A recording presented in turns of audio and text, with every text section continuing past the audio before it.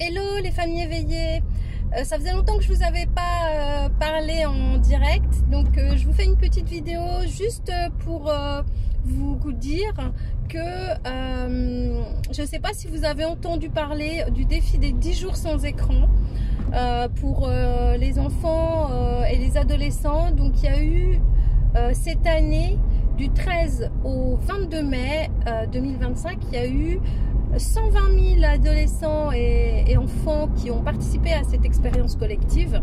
Ça représente 800 établissements et donc voilà, c'est une initiative qui a été lancée par Jacques Broder qui vient du Canada et qui a importé voilà, ce désir et ce mouvement pour changer la donne pour nos enfants.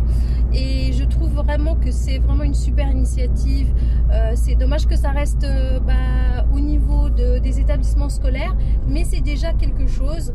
Et pour permettre de pouvoir faire la même chose à la maison, du coup je vous donne rendez-vous pour tous ceux que ça intéresse. Je vous donne rendez-vous pour un webinaire le lundi 9 juin à 18 h. Alors c'est un rendez-vous vraiment qui va vous permettre de pouvoir déjà avoir connaissance de ce mouvement-là, du défi des 10 jours sans écran.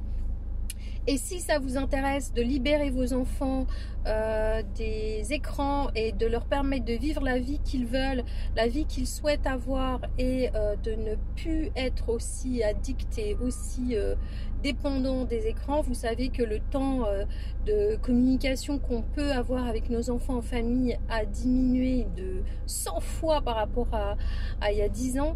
Et c'est vraiment énorme, hein. C'est 30 minutes maintenant par jour, donc c'est quand même vous dire que on discute pas énormément avec nos enfants.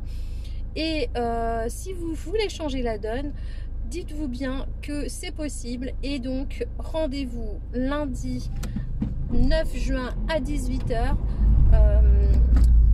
Je vous mets en MP, envoyez-moi un message pour me dire que vous souhaitez vous inscrire. Je vous mets en MP le lien d'inscription. Et surtout, n'hésitez pas à venir vous inscrire. Ça ne vous engage absolument à rien, mais c'est vraiment important pour nos enfants, s'il vous plaît. Pensez vraiment à leur avenir et pensez aussi à vous, parce que on est tous, nous aussi, un peu addicts et il faut montrer l'exemple. Donc vraiment, nos enfants ont besoin de pouvoir créer, designer leur vie et non pas de subir vraiment tout ce qu'ils peuvent avoir, le nez dans les écrans ou le téléphone. Merci, à très vite.